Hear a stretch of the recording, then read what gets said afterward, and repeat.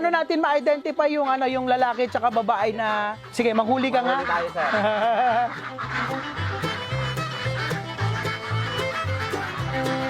Ayan.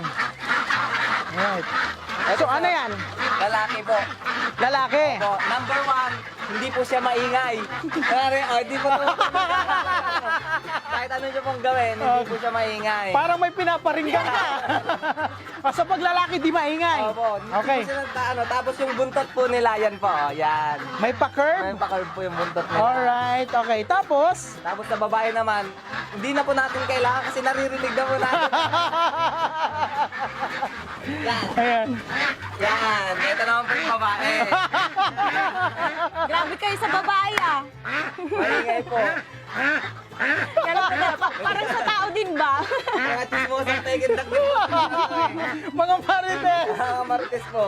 Yan po. Mabilis Nice. po ma-distinguish yung Ayan. malalaki na napekin. Sa beak nila, hindi natin